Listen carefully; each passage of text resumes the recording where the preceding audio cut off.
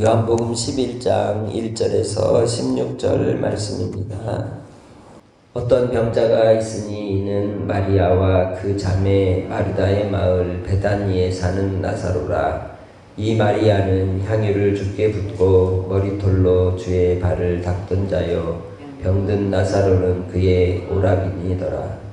이에 누이들이 예수께 사람을 보내어 이르되 사랑하시는 자가 병들었나이다 하니 예수께서 들으시고 이르시되 이 병은 죽을 병이 아니라 하나님의 영광을 위함이요 하나님의 아들이 이로 말미암아 영광을 받게 하려 함이라 하시더라. 예수께서 본래 마르다와 그 동생과 나사로를 사랑하시더니 나사로가 병들었다 함을 들으시고 그 계시던 곳에 이틀을 더 유하시고 그 후에 제자들에게 이르시되 유대로 다시 가자 하시니 제자들이 말하되 라비여 방금도 유대인들이 돌로 치려 하였는데 또 그리로 가시려 하나이까. 예수께서 대답하시되 낮이 12시간이 아니냐. 사람이 낮에 다니면 이 세상의 빛을 범으로 실족하지 아니하고 밤에 다니면 빛이 그 사람 안에 없는 고로 실족하느니라. 이 말씀을 하신 후에 또 이르시되 우리 친구 나사로가 잠들었도다. 그러나 내가 깨우러 가노라. 제자들이 이르되 주여 잠들었으면 낫겠나이다 하더라. 예수는 그의 죽음을 가리켜 말씀하신 것이나 그들은 잠들어 쉬는 것을 가리켜 말씀하시는 줄 생각하는지라. 이에 예수께서 밝히 이르시되 나사로가 죽었느니라. 내가 거기 있지 아니한 것을 너희를 위하여 기뻐하노니 이는 너희로 믿게 하려 함이라. 그러나 그에게로 가자 하시니 디두모라 하고도 하는 도마가 다른 제자들에게 말하되 우리도 주와 함께 죽으러 가자 하니라. 아멘. 요한복음에 나타난 7가지의 표적이 이제 마무리되는 7번째 표적으로서 이 표적을 통해서 예수님이 참 하나님의 아들이시고 하나님의 보내신 자로 그를 믿는 자는 구원을 얻게 된다는 것을 확증하는 표적으로서 바로 예수님이 죽은 자를 살리시는 그러한 놀라운 기적을 통해서 예수님은 생명의 주가 되심을 보여주시는 것이죠. 요한복음에서 이 11장에 갑자기 등장하는 인물들을 소개하는데 그들은 마치 다 아는 것처럼 누구나 아는 것처럼 그렇게 시작을 하고 있죠. 어떤 병든 자가 있으니 이는 마리아와 그 자매 마르다의 마을 베다니에 사는 나사로라. 마리아와 마르다가 사는 마을이 베다니라는 걸 누가 알겠습니까? 그리고 그 병든 사람이 나사로라는 것이죠. 이것은 이미 이 요한복음을 읽는 이들에게 또 초대교회 성도들에게는 누구나 다 아는 인물이고 또 사건이라는 것을 전제하고 말씀하는 것으로 우리는 느낄 수 있습니다. 그 전에 나온 장면이 아니라는 거죠. 그러면서 2절에는 이 마리아가 무슨 일을 했는지를 말씀하는데 이 마리아는 향유를 주께 붓고 머리털로 주의 발을 닦던 자요 병든 나사로는 그의 오라비니더라 말씀합니다. 곧 12장에 나오는 장면의 내용을 먼저 한 번 더 소개하고 있습니다. 그것은 예수님이 고난을 당하시고 죽으심을 예비한 주님의 그 고난을 기념한 여인으로서 그는 하나님의 말씀을 마음에 담고 그 말씀을 따라 주님을 섬기는 아름다운 믿음의 여인이었음을 보여주고 있는 것이죠. 그래서 그 집에 예수님이 가셨다는 것입니다. 이 베단이라고 하는 동네는 이제 이 감람산 동편에 있는 예루살렘에서 3km 정도 동쪽으로 떨어져 있는 동네인데 그러니까 요단 서편인 것이죠. 우리 10장에서는 우리 40절에 보면 예수님이 요단강 동편으로 건너가셨단 말이에요. 그리고 그곳에서 세례 요한이 세례를 베풀던 곳에 계셨고 거기는 베레아라고 말씀을 드렸죠. 그곳에서 이제 많은 사람들이 주님께 와서 예수님을 믿었다고 말하고 있습니다. 요한복음에 나타나는 이 표적과 그리고 예수님의 가르침 사이에는 나타나는 중요한 패턴이 있는데, 그것은 바로 예수님께 와서 표적을 보고 믿는 자가 있는가 하면 믿지 않고 배척하는 자들이 있고, 그리고 그것을 예수님이 떠나서 또한 떠난 자리에서 또 그들을 예수님을 따르는 무리들이 또 생기는 그러한 패턴으로 나타납니다. 그래서 10장에 나오는 그 세례 요한의 세례 주던 장소에서 또 많은 무리들이 예수님을 믿고 모이는 가운데 예수님께서 11장으로 넘어가서 바로 이 나사로가 죽음으로써 그 죽은 나사로를 살리시는 놀라운 그 표적의 사건을 계기로 또 많은 사람들이 예수님을 믿지만 믿는 것과 함께 또 어떤 일이 일어나겠어요? 배척하고 이제는 11장의 이 나사로를 죽음 가운데 살림으로 인해서 예수님을 죽이고자 하는 결정을 내리는 일이 일어나게 됩니다. 그래서 바로 이 나사로의 사건은 예수님의 죽음과 연결이 되는 것이죠. 목숨을 내걸고 바로 나사로를 살리시는 우리 주님이심을 볼 수 있습니다. 예수님은 선한 목자이십니다. 바로 특별히 이 나사로를 향한 그러한 뜨거운 이 마음, 애정이 있는 이유를 말씀할 때 3절에 말씀하기를 사랑하시는 자가 병들었나이다 라고 이 전가를 받는 것이죠. 예수님의 사랑을 받고 또 사랑하는 귀한 친구의 것과 같은 관계 속에서 애정을 가진 귀한 가정이었다는 것이죠. 비록 가난한 동네 베다니에 사는 집안이었지만 예수님은 그곳을 자주 들리셨고 그곳에서 이제 먹고 마시며 쉼을 누리는 귀한 그러한 가정이었던 것입니다. 그렇기에 그 사랑하는 자 나사로가 이제 병들었다는 소식을 듣고는 죽을 병이 아니고 곧 하나님의 영광을 위한 병이라는 것이죠. 9장에 나타나 있었던 실로암 목가에서 눈을 씻었던 이 맹인에게도 동일한 이야기를 나누셨던 말씀이죠. 그가 태어날 때부터 소경된 것은 그의 죄나 부모의 죄가 아니라 무엇을 위하여? 하나님의 영광을 위한 것이라고 말씀했습니다. 그런데 이 본문에서 나오는 죽을 병이 아니다 라고 하는 이 의미는 그리스도 예수 안에 있는 사람은 죽지만 죽지 않는다는 것이죠. 요한복음 5장 20절, 24절에 말씀하신 것처럼 예수 그리스도를 믿는 사람은 구원을 받고 사망에서 생명으로 옮겨진 자가 되었기 때문에 생명으로 사는 은혜로 우리가 영원히 죽지 않는 소망의 사람들임을 말씀하는 겁니다. 그렇기에 바로 이 나사로를 통하여 우리 예수님께서 죽음을 살리신, 죽음 가운데 그를 살리심으로 하나님의 영광을 나타내실 뿐만 아니라 예수 그리스도께서 십자가의 고난을 통하여 바로 하나님의 영광을 나타내시고 또한 그 구원의 은혜를 이루실 표적으로서 이 나사로를 살리실 것을 말씀하는 것입니다. 그래서 이 일을 통해 하나님의 아들이 이로 말미암아 영광을 받게 하려 함이라고 말씀하고 있는 것이죠. 이 땅에 우리는 살아가면서 질병을 또 우리의 연약함 속에 고난을 당할 수도 있습니다. 환난과 시련의 인생 속에 나아갈 수도 있습니다. 그러나 4절에 말씀하는 것처럼 죽을 병이 아니라는 겁니다. 우리는 반드시 살아납니다.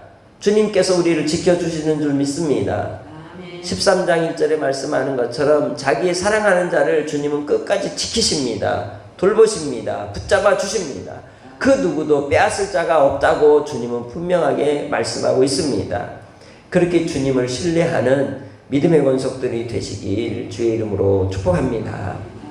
바로 이 마르다와 마리아와 그리고 나사로를 주님은 사랑하셨다고 5절에 말씀하고 있습니다. 하나님의 자녀들은 또 예수 그리스도를 믿는 자들은 뿐만 아니라 이 세상에 대한 하나님의 마음은 사랑이셨습니다. 요한복음 3장 16절에 말씀하는 것처럼 그 하나님 아버지의 마음은 일관되셨습니다. 사랑이셨습니다. 긍휼과 자비와 그리고 또한 우리를 향한 애정을 가지시고 돌보시는 우리 아버지 하나님이십니다. 그렇게 믿는 자에게는 하나님께서 그 사랑으로 끝까지 우리를 붙드시고 이끌어 인도하여 주시는 분이시라는 것입니다. 그렇기에 이 나사로가 병들어 이제 아파 있는 가운데 세례 요한의 세례 주던 곳에서 이틀을 더 계셨습니다. 그리고는 이제 7절에 말씀하죠. 유대로 다시 가자. 그것은 곧 핍박하고 박해하였던 자리로 다시 가자는 것이죠. 사지로 가자는 겁니다. 죽음의 자리로 다시 들어가자고 하는 말씀입니다. 그 말을 듣고 제자들은 두려워하면서 묻죠. 방금도 유대인들이 돌로 치료했는데 왜 또 그리 가려고 합니까? 그때 예수님께서 말씀하십니다. 낮이기 때문에 일한다는 거죠. 낮에는 실족하지 않는다는 겁니다. 곧 낮이라는 말씀은 주님이 일하실 때라는 것입니다.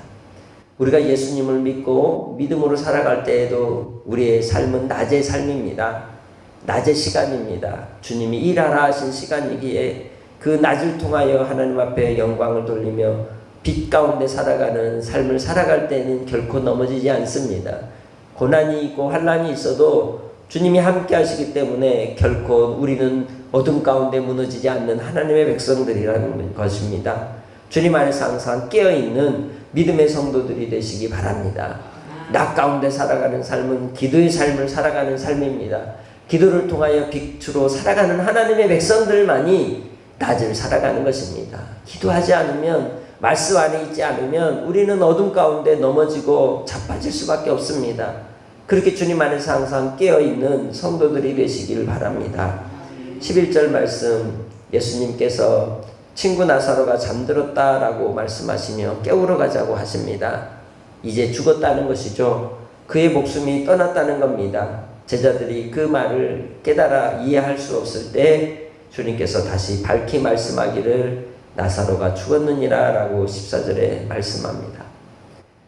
하나님 아버지께서 그 아들 예수 그리스도를 통하여 이 땅에 사망 가운데, 죽음 가운데, 죄 가운데 놓여있는 우리의 인생들을 위해서 찾아오실 때에 주님은 우리의 고난을 허용하십니다. 시련을 허용하십니다. 나사로를 병들었을 때 찾아가셔서 고쳐주셨으면 마리아나 마르다가 그 가슴을 찢는 아픔 속에 통곡하지 않았을 텐데 이별의 아픔을 이제 겪지 아니하고 기쁨의 감격을 누릴 수 있었을 텐데, 그런데 주님은 죽음까지 맛보게 하십니다. 우리 인생 속에 고난이 닥쳐올 때 어떤가요? 정말 하나님 살아계신 빨리빨리 일을 해결해 주시면 좋은데 바로 안 해주세요. 기다리십니다. 언제까지? 베드로가 물에 빠져가지고 허우적대다가 죽을 지경까지 갔을 때. 우리 인생 속에서도 하나님이 우리를 도우시는 은혜는 주의 영광을 위한 도우심이기 때문에 우리가 죽음의 직전까지 가는 그런 고통의 순간을 맛보지 않고서는 하나님의 크신 은혜를 경험할 수 없습니다.